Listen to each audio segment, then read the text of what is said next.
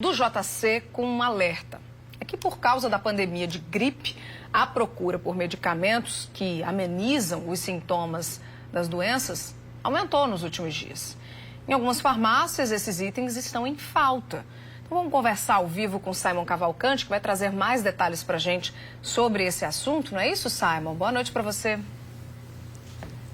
É verdade, Linda. Boa noite a você, boa noite a todos. Infelizmente, o país está vivendo uma nova epidemia paralela àquela outra da Covid, né?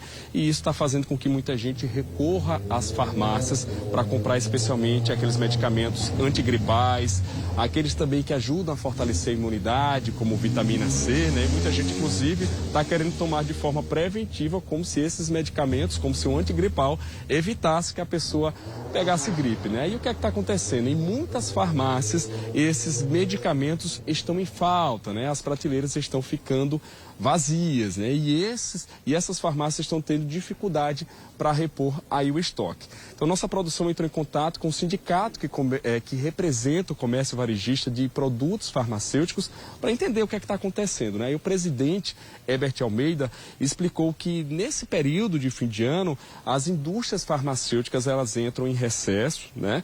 E aí elas param a produção. Então, naturalmente, já há uma diminuição desse tipo de produto no mercado.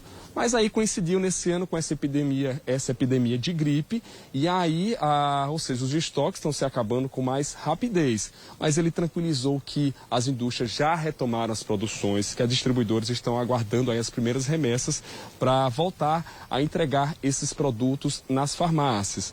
Ele também disse que as pessoas não devem se desesperar, que ainda assim tem muitos medicamentos nos estabelecimentos aqui do nosso estado. Então, ou seja, quem realmente precisar desses medicamentos ainda vai encontrar, mesmo que com pouco de dificuldade. Se não tiver na farmácia do bairro, procurem outra. Mas é o seguinte, a gente está falando sobre medicamentos, só que tem que ter um cuidado, não dá para tomar aí, sair tomando de forma aleatória, sem consultar um médico, né? Tem alguns medicamentos, inclusive, que precisam de prescrição. E como eu disse, não adianta você tomar de forma querendo se prevenir. Nem todo medicamento ajuda nesse aspecto. Mas para a gente entender melhor essa situação, a gente convidou aqui o Dr. Fernando Chagas, que é infectologista, e vai nos ajudar aí com algumas orientações. Dr. Fernando, boa noite. Essa questão de as pessoas já irem buscando antigripal até sem ainda estar doentes, isso adianta? Boa noite. Boa noite, Simon. Boa noite, Linda. Boa noite a todos que estão agora nos assistindo.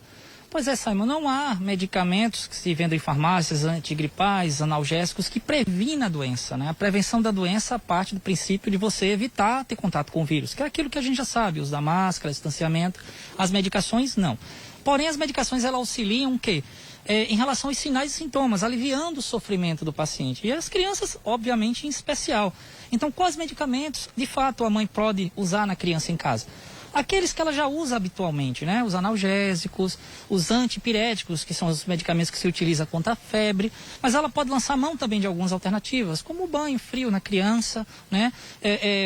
Repouso e hidratação, e ter cuidado principalmente com medicamentos como antibióticos, porque os antibióticos são para matar bactérias e se trata de uma doença viral, né? E também os corticoides, que podem inclusive, digamos, aumentar o risco na criança se for utilizado na dose errada, no tempo errado. Então, diante desses riscos, dessas medicações, aí sim precisa de uma avaliação médica, porque até o peso da criança precisa ser calculado para poder fazer a dose certa no momento certo. Então, esses antigripais as pessoas podem até comprar sem receita, sem orientação médica, mas se tiverem sintomas. Exatamente, pode até comprar se tiverem sintomas e dar com muito cuidado, prestando atenção nesses medicamentos, quais os antibióticos que devem ser prescritos pelo médico e os corticoides que podem ser perigosos. Uma medicação perigosa, por exemplo, é o AS. O ácido acetilsalicílico utilizado em uma criança com doença viral pode fazer com que ela sangre. Então, é muito importante não dar AS para a criança. Aliás, não dar AS a ninguém que estiver com sintomas gripais. É um medicamento muito perigoso nesse sentido, tá? Então, a automedicação ela pode se tornar um problema. Em relação à vitamina C, muita gente se entope, toma vários comprimidos efervescentes num dia. Esses produtos, eles realmente fazem efeito, mas o excesso pode trazer algum dano? O excesso não, no caso da vitamina C, porque ela é que chama de hidrossolúvel, né? Ela é facilmente retirada do corpo. Porém, não há evidências que sustentem o uso da vitamina C e das demais vitaminas para prevenção ou até mesmo para combate ao vírus. Então, não precisa estar tomando vitamina C, porque infelizmente não há evidências que sustentem que ele vai ter uma ação direta. Bom, e no caso da falta desses antigripais, que já vem, né, na embalagem escrita que tem esse objetivo, mas se a pessoa está com dor de cabeça, antitérmico, tem vários produtos que podem substituir. Exatamente. Os analgésicos comuns que a mãe já dá, né, os antipiréticos que são para febre comum, inclusive já existe a venda deles em associação com relaxante muscular, com antialérgico, com analgésico, que podem sim ser utilizados com muito cuidado, mas claro, utilizados até para diminuir o sofrimento da criança, diminuir o sofrimento do adulto, e para o adulto não precisar ir numa urgência, porque a gente já sabe que o risco na urgência até mesmo para poder ficar exposto a outros vírus. Doutor Fernando, rapidamente, a gente está falando aí desse surto, né, dessa nova epidemia paralela da Covid, então o que é que as pessoas devem observar e quando elas devem procurar um posto de saúde?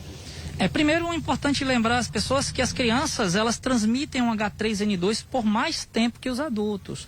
Então, as crianças sintomáticas, elas não devem estar saindo para shopping, para parques, enquanto tiverem com sintomas, né? Então, é muito importante isso. Segundo, quando buscar uma urgência? Sinais e sintomas como desidratação, que a criança pode ter diarreia, pode ter vômitos, aí ela chora, você não vê lágrima na criança, isso pode ser um sinal de desidratação. A criança mais irritada, mais molezinha, agitada, é importante a avaliação com o pediatra. Mesma coisa os adultos, os idosos em especial, o risco também de desidratar. Outro também, dor torácica, né? Você está respirando, está sentindo dor no tórax, e aí sim precisa buscar uma urgência, porque pode se tornar uma situação perigosa. Ok, doutor Fernando, muito obrigado por estar aí conversando com a gente, esclarecendo esses assuntos tão importantes, porque quando a gente fala de saúde é importante a gente estar bem informado. Então tá aí, Linda, alguns cuidados que as pessoas devem ter caso apresentem os sintomas e também em relação aos medicamentos, o uso abusivo de medicamentos. É com você aí no estúdio. Ok, Simon, obrigada pelas informações, também obrigada, doutor Fernando, que está sempre aqui atento e disponível para trazer as informações aqui para nós.